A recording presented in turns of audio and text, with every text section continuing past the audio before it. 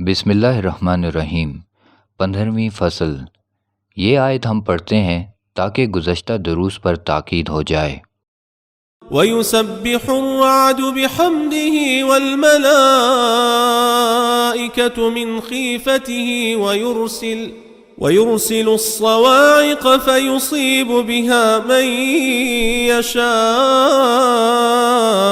وَهُمْ يُجَادِلُونَ فِي اللَّهِ وَهُوَ شَدِيدُ الْمِحَالِ لَهُ دَعْوَةُ الْحَقِّ وَالَّذِينَ يَدْعُونَ مِن دُونِهِ لَا يَسْتَجِيبُونَ لَهُم بِشَيْءٍ إِلَّا كَبَاسِطِ كَفَّيْهِ إِلَى الْمَاءِ لِيَبْلُغَ فَاهُ وَمَا هُوَ بِبَالِغِهِ وَمَا دُعَاءُ الْكَافِرِينَ إِلَّا فِي ضَلَالٍ وَلِلَّهِ يَسْجُدُ مَن فِي السَّمَاوَاتِ وَالْأَرْضِ طَوْعًا وَكَرْهًا وَظِلَالُهُم بِالْغُدُوِّ وَالْآصَالِ۔ سورہ الرعد آیت 13، 14، 15۔ اور رعد اس کی پاکی کے ساتھ اس کی تعریف کرتا ہے، اور سب فرشتے اس کے ڈر سے اور بجلیاں بھیجتا ہے، پھر انہیں جس پر چاہتا ہے گرا دیتا ہے، اور یہ تو اللہ کے بارے میں جھگڑتے ہیں، حالانکہ وہ بڑی طاقت والا ہے۔ اسی کو پکارنا بجا ہے، اور اس کے سوا جن لوگوں کو پکارتے ہیں وہ ان کے کچھ بھی کام نہیں آتے، مگر جیسا کوئی پانی کی طرف اپنے دونوں ہاتھ پھیلائے کہ اس کے منہ میں آ جائے، حالانکہ وہ اس کے منہ تک نہیں پہنچتا۔ اور کافروں کی جتنی پکار ہے سب گمراہی ہے۔ اور چاروں ناچار اللہ ہی کو آسمان والے اور زمین والے سجدہ کرتے ہیں، اور ان کے سائے بھی صبح اور شام۔ ہم نے دیکھا گزشتہ اسباق میں دعا، عبادت اور شفاعت صرف اللہ کے لیے خاص ہے۔ اگر انسان یہ چیز دون اللہ کے لیے کرے تو یہ شرک ہے۔ شرک بہت بڑا گناہ ہے جس کی کوئی مغفرت نہیں، اور اس بحث میں ہم دیگر چیزیں بھی بیان کریں گے، اور اگر ہم وہ غیر اللہ کے لیے کریں گے تو وہ شرک ہوگا۔ لیکن بڑے افسوس کی بات ہے کہ ہمارے معاشرے میں یہ چیزیں مروج ہیں، اور ہم اس تفصیل پر اتفاق کرتے ہیں۔ یہ ایسی چیز ہے کہ اس بحث میں اس کو ثابت کرنا خود بخود ظاہر ہو جائے گا۔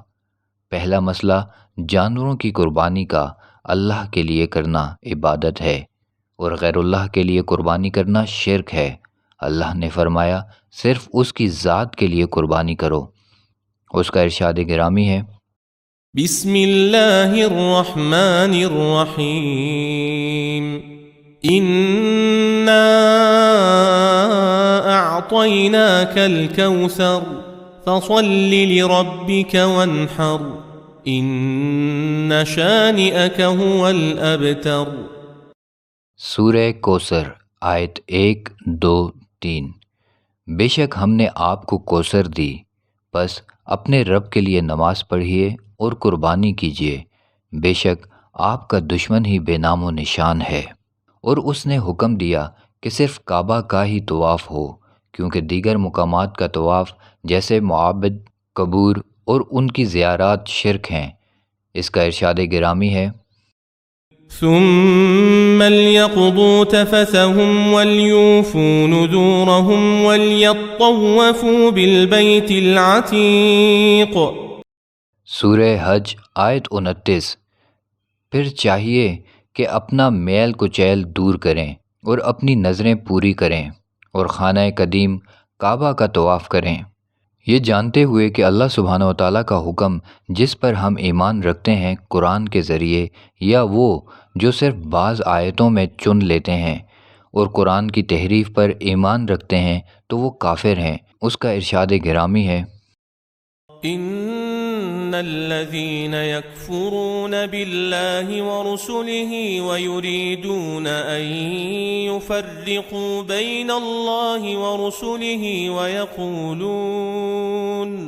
ويقولون نؤمن ببعض ونكفر ببعض ويريدون ان يتخذوا بين ذلك سبيلا أولئك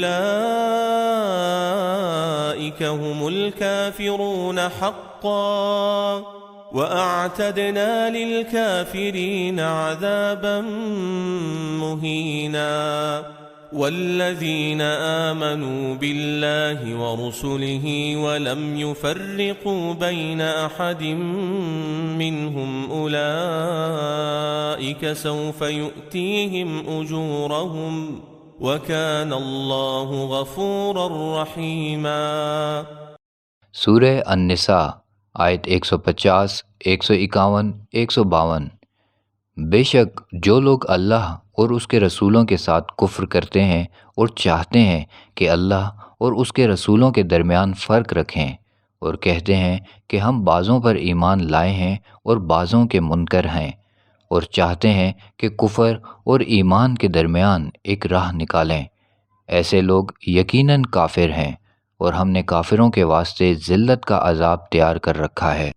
اور جو لوگ اللہ پر ایمان لائے اور رسولوں پر اور ان میں سے کسی کو جدا نہ کیا، ان لوگوں کو اللہ جلد ان کے ثواب دے گا، اور اللہ بخشنے والا مہربان ہے۔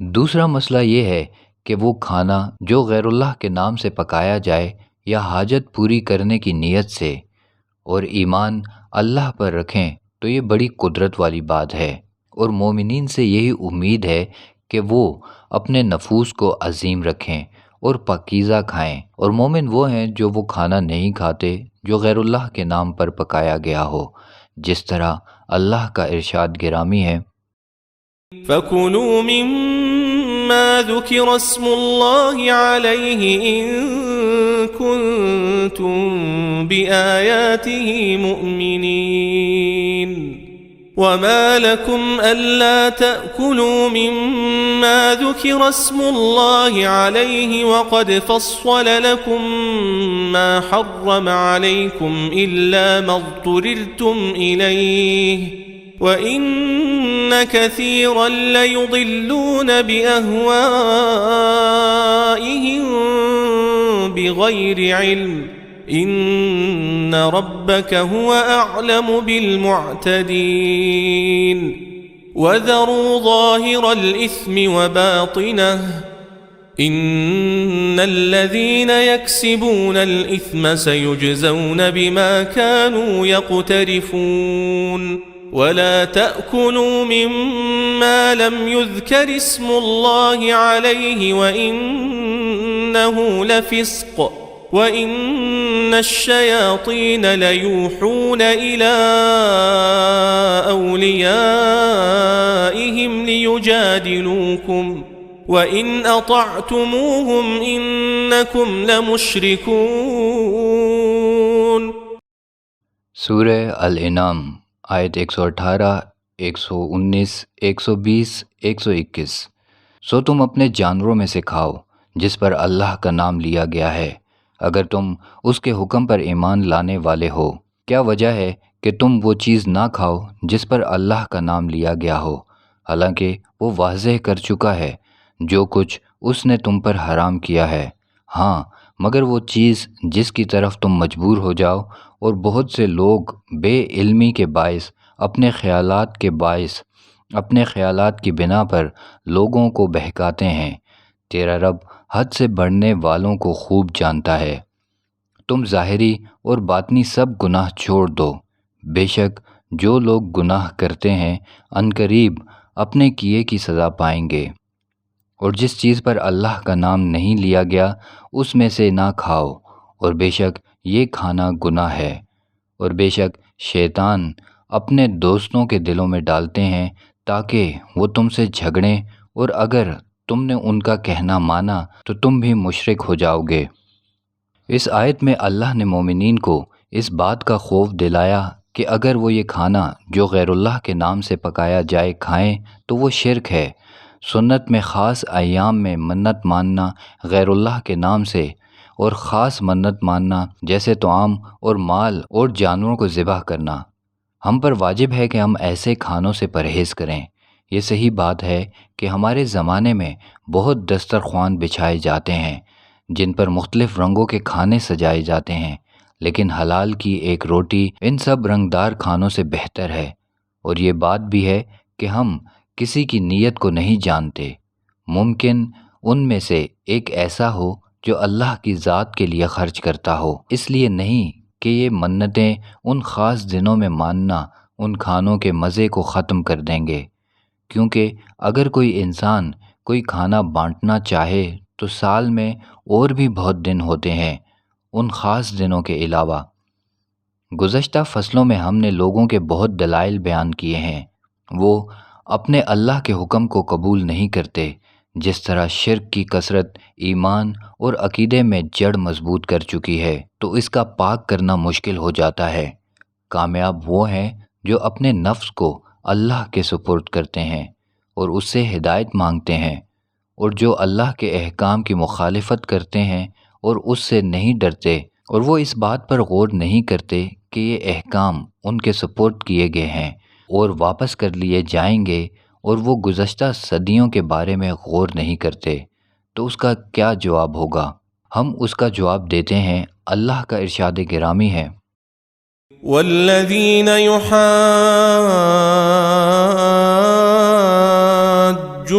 فی اللہ من بعد ما استجیب له حجتهم داحضة عند ربهم وعليهم غضب ولهم عذاب شدید۔ سورہ شورى آیت 16۔ اور جو لوگ اللہ کے بارے میں جھگڑتے ہیں بعد اس کے کہ وہ مان لیا گیا، ان لوگوں کی حجت ان کے رب کے ہاں باطل ہے، اور ان پر غضب ہے، اور ان کے لیے سخت عذاب ہے۔ اللہ تعالیٰ نے قرآن مجید میں کہا کہ زندگی کی تمام واقفیت اور سمت ان کی طرف ہونا چاہیے۔ قل اننی ہدانی ربی الى صراط مستقیم دینا قیما ملت ابراہیم حنیفا وما كان من المشركين قل إن صلاتي ونسكي ومحياي ومماتي لله رب العالمين لا شريك له وبذلك أمرت وأنا أول المسلمين۔ سورہ الانعام آیت 161، 162، 163۔ کہہ دو میرے رب نے مجھے ایک سیدھا راستہ بتا دیا ہے، ایک صحیح دین ابراہیم کی ملت جو ایک ہی طرف کا تھا اور مشرکین میں سے نہیں تھا۔ کہہ دو بے شک میری نماز اور میری قربانی اور میرا جینا اور میرا مرنا اللہ ہی کے لیے ہے، جو سارے جہان کا پالنے والا ہے، اس کا کوئی شریک نہیں، اور مجھے اسی کا حکم دیا گیا تھا، اور میں سب سے پہلے فرما بردار ہوں۔ اسلام میں صرف اللہ کی عبادت کی جاتی ہے، عبادت کے لیے اس کے اور بندے کے درمیان کوئی واسطہ نہیں۔ اس منظر میں غور کیجئے، رسول جو بھی عمل کرتے اللہ کی رضا کی خاطر کرتے، اور آج ہم پر واجب ہے کہ رسول کی روح کو وسیلہ بنانے کے بجائے اس کی ذات کو اپنے لیے اسوہ حسنہ بنا کر اس کے راستے پر چلیں۔ الصلاۃ، الجہاد، الزکوٰۃ، الصیام، اللہ کے قریب ہونے کے لیے۔ انسان کی غلطی، نبی کا واسطہ بنانا اللہ کی قربت کے لیے نیک اعمال کے بجائے۔ منتخب آیت۔ وَلَقَدْ خَلَقْنَا الْإِنسَانَ وَنَعْلَمُ مَا تُوَسْوِسُ بِهِ نَفْسُهُ وَنَحْنُ أَقْرَبُ إِلَيْهِ مِنْ حَبْلِ الْوَرِيدِ۔ سورہ قاف آیت 16۔ اور بے شک ہم نے انسانوں کو پیدا کیا اور ہم جانتے ہیں جو وسوسہ اس کے دل میں گزرتا ہے، اور ہم اس سے اس کی شہرک سے بھی زیادہ قریب ہیں۔